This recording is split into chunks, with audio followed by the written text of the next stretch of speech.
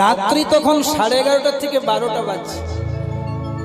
ভগবান কৃষ্ণচন্দ্র করেছেন কি, মাথায় কতগুলো ইট নিয়ে আর তার সাথে বড় বড় দুটো পাথর নিয়ে অমাবস্যা রাত্রি গভীর বনে রাস্তা দিয়ে পেরিয়ে যাচ্ছে। পড়বি পর মালির ঘাড়ে এসেছিল গাছের আড়ে, দেখা হয়ে গেছে দেবশ্রী নারদের সাথে। নারদ মনে মনে খুব হাসছে, প্রভু ও প্রভু, এ তোমার কি লীলা গো?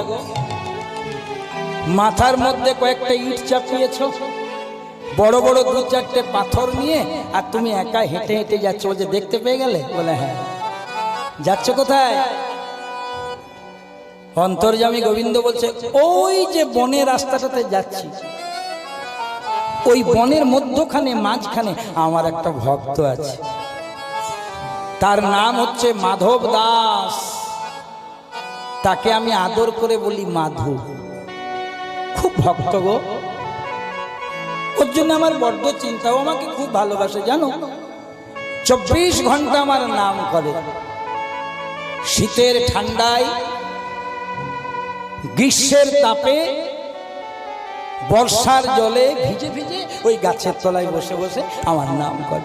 কতবার বলেছি মাধু তুই নাম করিস, তোর কষ্ট হয় বাবা, আর ভক্তের কষ্ট হলে আমার কষ্ট হয়, একটা অন্তত ঘর বানিয়ে নে, আমি তোকে সহযোগিতা করব।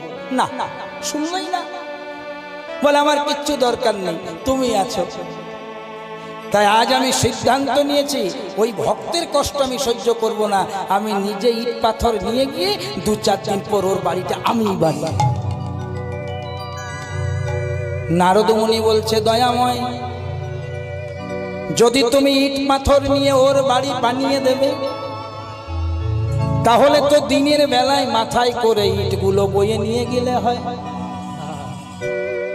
রাত্রি বেলায় কেন লুকিয়ে লুকিয়ে নিয়ে যাচ্ছে?